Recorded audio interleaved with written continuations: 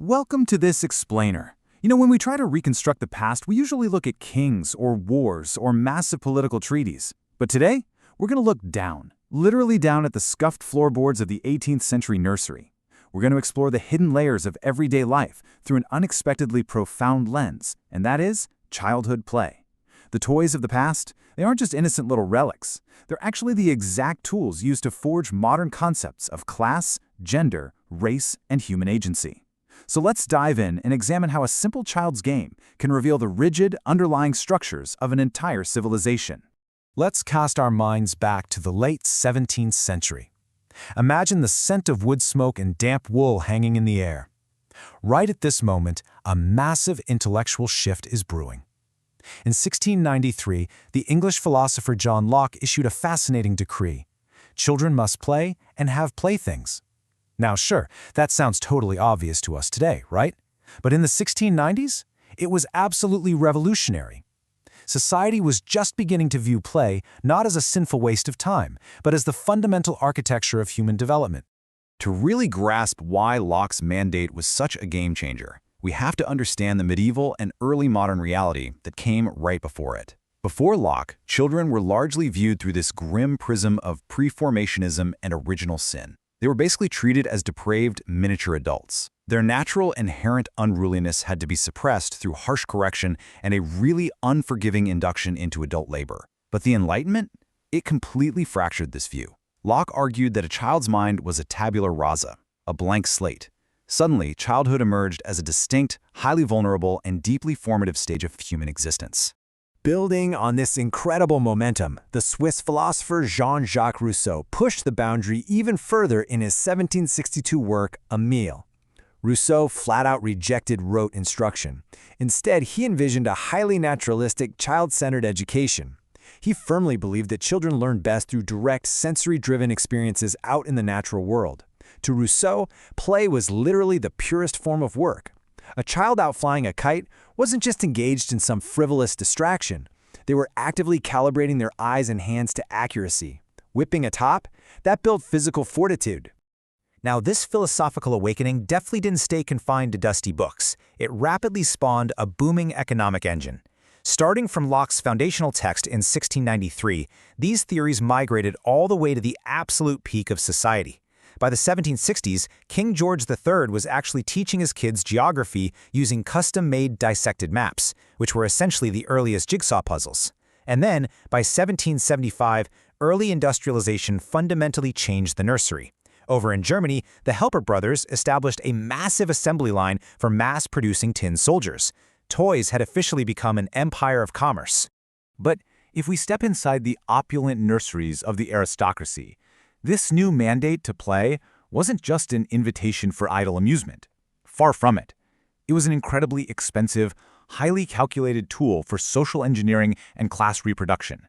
The materials curated for these elite domestic spaces were engineered to cultivate the exact psychological and intellectual skills required to, well, rule an empire.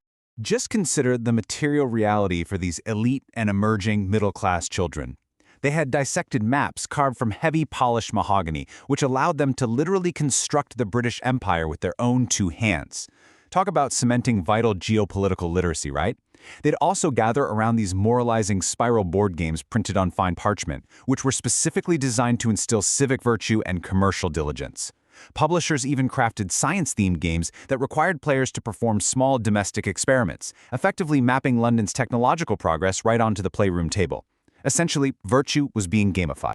And then, of course, there was the business of war. In 1775, amid the clatter and fumes of a Nuremberg workshop, Johann Gottfried and Johann Georg Hilbert completely revolutionized play with their assembly line for tin soldiers. Rows of female laborers would rapidly apply a single color as these metal figures passed down the line. What's fascinating is that initially, these were utilized by actual military strategists to plot out battle tactics, but they very quickly trickled down to elite boys. In the safety of their homes, these kids were literally rehearsing for military command. Crucially, though, this material culture didn't just enforce class hierarchy, it aggressively segregated children along gender lines.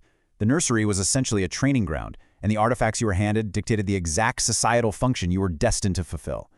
This was a physical and psychological conditioning process that started the absolute moment a child could grasp an object. The divergence in play was just absolute.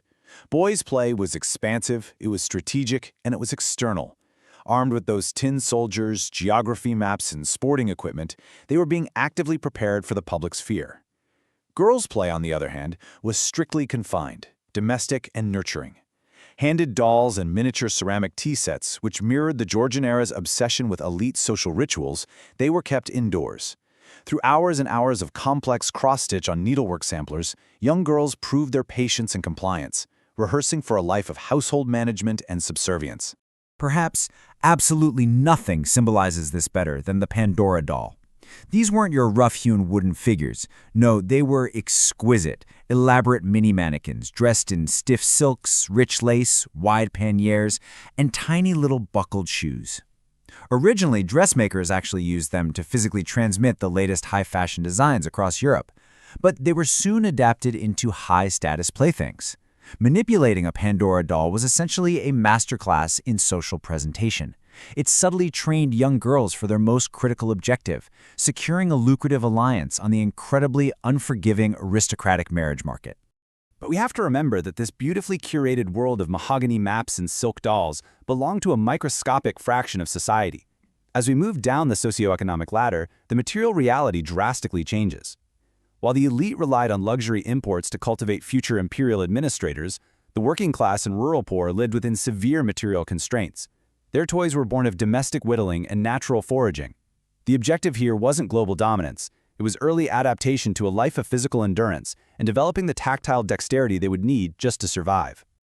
For the working-class child, play was deeply improvisational. It was rooted in the dirt and debris of their immediate environment. Lacking fancy toy shops, they had to rely on sheer ingenuity.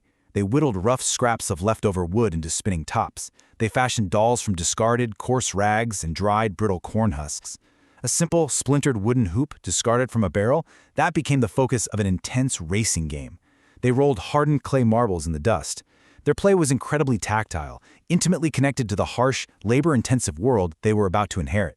This brings us to a profoundly difficult historical inquiry. We've examined the wealthy, and we've examined the working poor. But how do you play when you do not own yourself? We have to turn our attention now to the unimaginable constraints of plantation life for enslaved children in the Americas. This was a brutal reality, where the very concept of childhood innocence was violently denied. To even begin to comprehend this, we rely on evidence uncovered by historians like Thomas Hendricks and Howard Chudikoff. For enslaved children, play wasn't just mere amusement, it was a vital, absolute survival mechanism. It was a project of self-realization. Through these games, children acquainted themselves with the systemic violence they were forced to navigate. Play provided this hidden space to process their reality as property, while simultaneously critiquing their chattel status and asserting their undeniable humanity right in the shadows of the plantation. The resilience this required was just extraordinary. Stripped of absolutely all resources, their play demanded total improvisation from the literal detritus of the slave quarters. They rolled marbles crafted from baked mud in the oppressive heat. They bundled fallen tree branches together into makeshift dolls. Through cooperative games like jumping a frayed rope, they processed shared trauma together. In these fleeting, stolen moments, they salvaged fragments of a childhood and forged a deep communal solidarity that the plantation apparatus was expressly designed to obliterate. We have to be very clear here, though. This play was inherently political, and it carried immense peril. The master-slave dynamic was omnipresent. Enslaved children operated under constant, unrelenting surveillance by people who viewed them merely as future yields of labor. If their play pushed the boundaries of their chattel status or even subtly mocked the planter class, the system responded with swift brutality. A single miscalculated game carried the looming, daily threat of physical violence or the ultimate terror of being sold away from their families. So as we can see, 18th century playthings are far more than quaint, innocent antiques. They are incredibly precise archaeological mirrors that reflect a deeply stratified civilization. From the elite boy charting empires on a mahogany map to the working-class girl spinning a foraged barrel hoop, all the way to the enslaved child guarding a mud marble in the dirt, the artifacts of childhood reveal exactly where someone stood in the human hierarchy, shaped by the sheer unyielding forces of economics, technology, and cruelty. I want to leave you with this enduring historical truth. The nursery and the playground have always been critical arenas for negotiating the boundaries of power, identity, and human agency. The next time you observe a child at play, or even step over a discarded toy, consider the profound weight of that simple act. Whose rules are they learning? What world are they being prepared to inherit? Thank you for watching this explainer, and I hope you keep questioning the history hidden in our everyday lives.